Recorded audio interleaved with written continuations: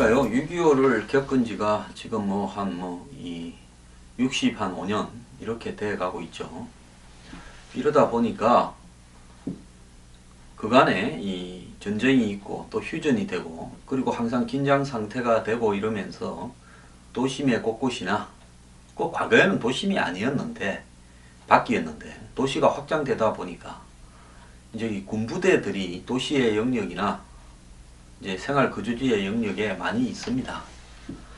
근데 과거에 이 주민들의 부분을 갖다가 이렇게 토지를 수용해서 거기에 군부대가 들어간 부분도 있고 또 그런 부분들은 군부대가 이제 이 역할을 다하고 문을 닫을 때는 원 소유자들 보고 다시 살 거냐 이렇게 묻기도 합니다. 그런데 이번 총선에 보면요, 너도 나도 군부대 이전 공약을 내고 있는데 그러면 군인들은 어디서 나라를 지킵니까? 도심의 노란자이 대단히 개발이 가능하고 이렇게 개발을 하면 그것이 돈이 되죠. 개발업자들. 또 이 개발업자들이나 건설회사들은 요즘 땅을 찾기가 어렵지 않습니까? 재개발이나 이런 부분도 요즘 동의받기도 어렵고 또 재개발해서 성공도 잘 하기 어렵고 하니까 이제 군침을 흘리는 데가 어딥니까? 노란자이 땅입니다. 도심이나 그 근처에 있는요. 그런데 그런 땅들은 지금 군부대 부지가 대부분이 아니겠습니까? 그러니까 후보마다요 군부대 이전 공약을 막 내고 있는 겁니다.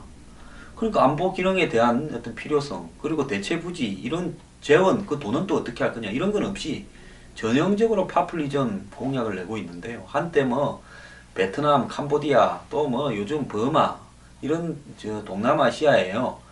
이 정부의 실세와 군의 실세를 끼고 군부대 부지를 갖다가 개발하면 돈 번다 해서 한국에 대기업부터 브로커들 돈 많은 사람들이 그런데 많이 끼어들고 했죠. 우리나라 사람들 이런 일 하기로 유명한데요.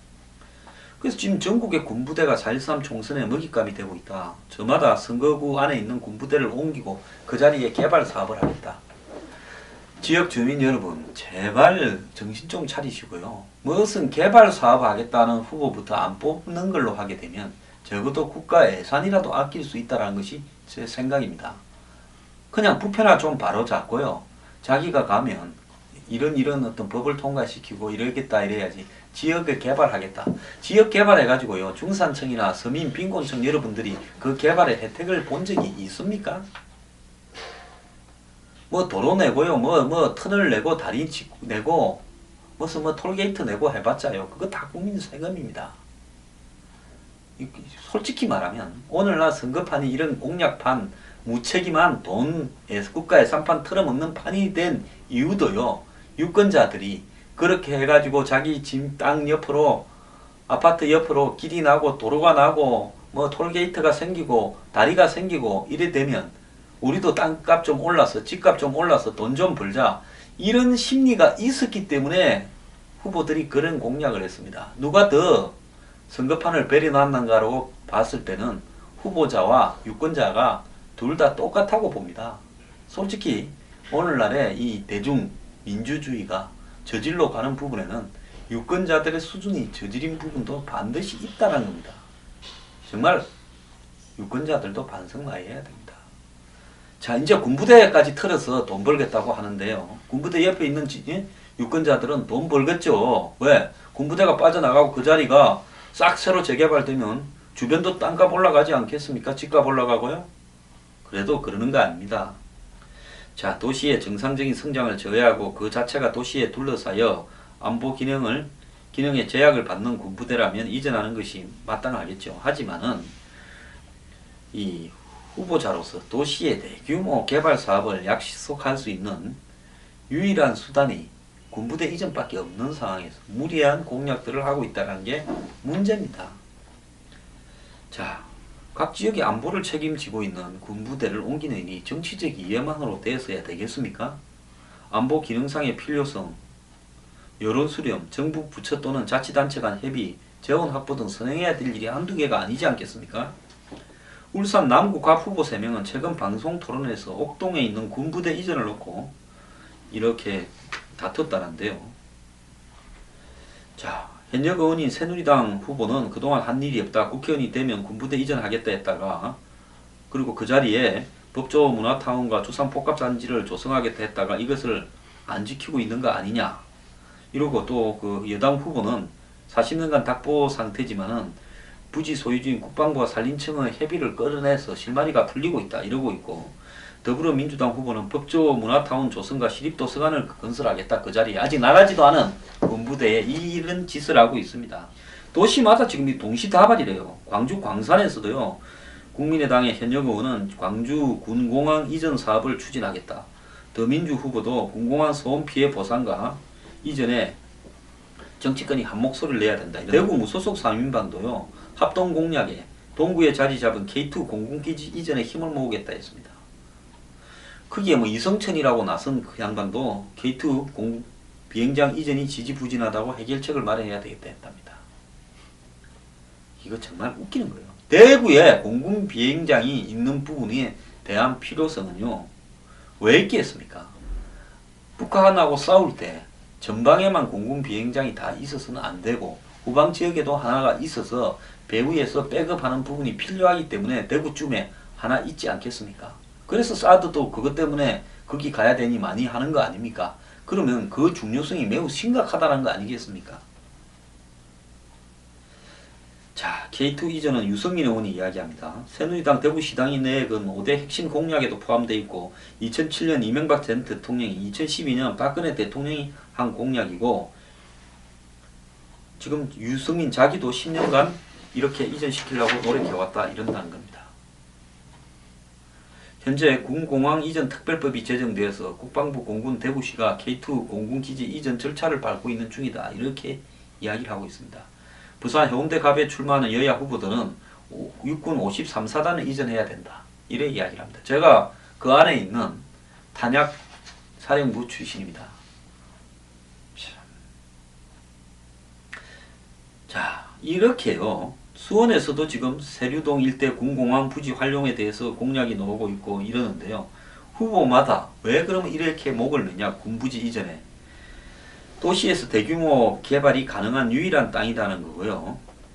자, 이런 어떤 부분들을 놓고 정치인들이 이 군부대가 그야말로 노란자의 황금의 땅이니까 이걸 개발을 하게 되면 그 자리에 새로운 시설들이 엄청나게 들었을 거고, 그러면 그것이 자기의 공이 된다는 부분도 있을 거고, 또 다른 부분은 그 자리를 털어서 돈을 벌고 싶은 사람들이 국회의원하고 유착되어서 그런 짓을 하는 부분도 있을 거라고 보이고, 국회의원과 한마디로 거기에 이해를 보고자 하는 사람, 또 지역 주민들의 욕망이 맞물려서 이런 일을 낳을 거라고도 봅니다.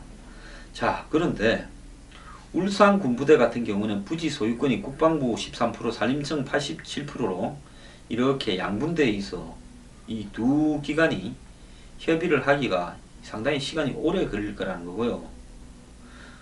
자, 광주 군공항도 2025년까지 이전 완료한다라는 목표지만 5, 6조나 되는 재원이 지금 해결이 안 된다는 거고, 자, 인천 부평에서도 예비군 훈련장 부평 이전을 막고자 여야를 막론하고 한 목소리를 내고 있다는 겁니다. 그러니까 부평에 예비군 훈련장으로 들어올까봐 막을 한다는 거죠. 그럼 예비군들은 어디 가서 합니까? 설악산이나 한라산에 가서 합니까? 자, 국방부가 2019년까지 인천, 계양, 경기, 김포동 6곳의 예비군 훈련장을 통합해 부평에 만들겠다니까 그거 못 들어게 한다는 거죠. 후보자들은 부평에 군부대 10개가 330만 평방미터 부지를 쓰고 있고, 정부가 부평 미군기지 캠프 마켓 이전을 추진하는 상황에서 부평에 또 다른 예비군 훈련장이 들어오는 건 안 되겠다 이렇게 이야기하는 겁니다. 자, 한쪽에서는 군부대 옮기겠다, 한쪽에서는 군 관련 시설 못 들어오게 하겠다 이렇게 이야기를 하는데요. 그러면 군은 어디 가서 합니까? DMZ에 가서 지뢰밭 위에서 부대 만들어야 됩니까? 정말 님비 현상도 이런 님비 현상이 없는데요.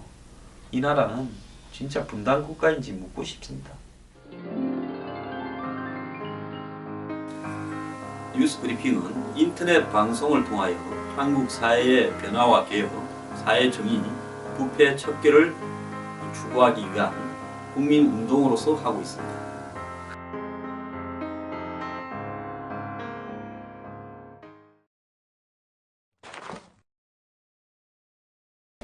한 시민이요, 수방사에 근무하면서 M60 그 람보가 들고 총으로 쏘는 기관총이 M60입니다. M50은 비행기 잡는 용도로 쓰는 게 M50이고요. 그래서 이렇게 들고 드르륵 하면 그 평소에는 받침대에 받쳐서 이렇게 쏘는 기관총이 1950년대부터 이렇게 만들어져가 보편적인 기관총으로 아직까지 쓰이고 있을 정도로 성능이 좋습니다. 근데 이분이요 10여 차례 자기가 군에 있을 때 훈련을 하던 도중 이 총을 쏠 때마다 실탄이 기관총 내 약실에 걸리면서 매번 위험한 상황이 연출됐다는 겁니다. 그래서 본인이 5개월에 매주 한 번꼴로 대대 군수과장, 중대장, 행정보고관 등에게 수리를 요청했으나 결국 묵살된 채 전역을 했대요. 참 이분도 대단한 양심적인 분입니다. 그래서 전역한 뒤에 후임병들이 걱정이 돼서 국민신문고 민원 게시판에 총에 결함이 있으니 점검을 해달라 했더니 5개월 동안 아무 조치를 취하지 않던 군이 민원 접수 사흘 만에 해당 총기의 고장을 인정하고 정비반에 입고했다고 밝혔는데요. 자, 이 사단 관계자는 실무자인 군수과장이 보고를 누락하고 상부에 건의하지 않아 조치가 이루어지지 않았다. 즉 5개월 동안 군 안에서 보고할 때는 누락돼 가지고 안 되다가 청와대 이제 신문고에 올리니까 바로 됐다는 거죠. 수방사 측은 지난 7월 이후 6차례나 장비 정비를 했으나 해당 총기 결함을 밝혀내지 못했다고 했다는 겁니다. 이 과정에서요, 중대장이 전화를 했다는 거예요. 전역한 박씨에게 전화를 걸어 전역한 내가 이런 걸 던져주니 너무 기분이 나쁘다. 얼굴 한번 보자 했답니다. 직접 만나서 얼굴 보면 후회하게 될 거라고 했다는 거죠. 협박했네요. 박씨는 부대에 있었을 때부터 무서웠던 사람인데 전화번호뿐 아니라 주소를 갖고 있다고 생각하니 겁이 난다. 그랬는데요. 김대인은 전화한 그 대인은 민원인에게 전화하면 안 된다는 걸 몰랐다. 협박 의도는 없었다고 했답니다. 자, 그래서 최근 사단 측은 김대희에게 경고 처분을 내리고 정신교육을 실시한다는데요.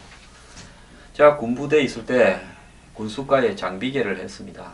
참 그때마다 대금이나 뭐 이렇게 짭짤한 장비들 많이 없어지고 군수과에서 보고 느낀 점이 많았지만은 그래도 군이 어려운 상황에서 뭐 좀 비리도 있고 해도 애국을 한 분들이 훨씬 많습니다. 그래서 그런 이야기를 할 필요는 없는 건데요. 제가 여기서 이야기 드리고 싶은 것은 우리가 영화 보면 기관총에 격실에 총알이 걸려가지고 발사가 되지 않아가 그 사이에 한마디로 적군들이 이 참호를 향해서 밀려와서 백병전이 벌어져서 이렇게 몰살하는 일들 많이 봤습니다. 엊그제도 본 영화에 보니까 기관총이 발사가 안 되는 사이에 다 전멸하는 이런 일들이 있는데요. 그래서 이 기관총이라는 것은 한마디로 이 보병 전투에서 굉장히 결정적으로 참호나 아군의 본부를 지키는 주요한 무기죠. 박격포와 기관총 이 두 가지 아닙니까? 근데 이게 계속 문제가 생겼다라는 것은 한마디로 이게 그 총은 교체해야 되는 거죠. 물론 M50이 다 그러진 않을 겁니다. 근데 그런 어떤 실질적으로 사용하기에 불가능한 무기가 있다면 그것도 딴 데가 아니고 수방사면 얼마나 중요한 부대입니까? 그런데 이걸 갖다가 말을 했는데 묵살시키고 그래서 이 걱정이 돼가지고 이걸 국민신문고에 올렸다는 이 사람은요 정말 포상을 줘야 되는 훌륭한 애국 시민입니다. 근데 전화를 걸어서 협박을 해요.